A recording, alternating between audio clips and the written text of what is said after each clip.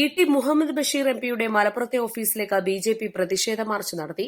BJP സംസ്ഥാന committee അംഗം K Narayanan പ്രതിഷേധം ഉദ്ഘാടനം ചെയ്തു.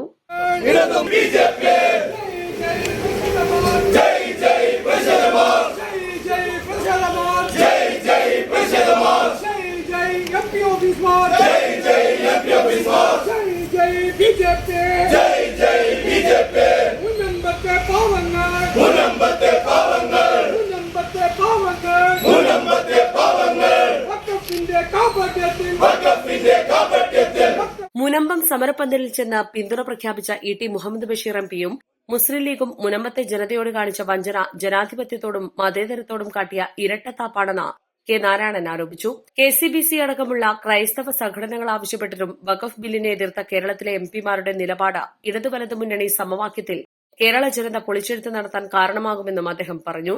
ബിജെപി ജില്ലാ പ്രസിഡന്റ് പി സുബ്രഹ്മണ്യൻ അധ്യക്ഷത വഹിച്ചു. ജില്ലാ ജനറൽ സെക്രട്ടറി ബി രതീഷ്, ജില്ലാ സെക്രട്ടറി ദിനേശൻ മാസ്റ്റർ, ജില്ലാ മീഡിയ കൺവീനർ മഠത്തിൽ രവി, ഭാഷ കൊലേരി, വിലോടി സുന്ദരൻ, ഷിബു അനന്തായൂർ, രാജേഷ് കോഡൂർ, മനോജ് വെങ്ങാട്, അശ്വതി ഗുപ്ത എന്നിവർ പ്രസംഗിച്ചു. നേരത്തെ ബിജെപി ജില്ലാ ഓഫീസിൽ നിന്ന് ആരംഭിച്ച പ്രതിഷേധ മാർച്ച് എംപി ഓഫീസിന് മുന്നിൽ പോലീസ് തടഞ്ഞു.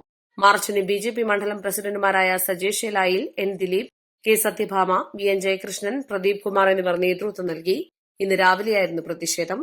East Live, Malappuram.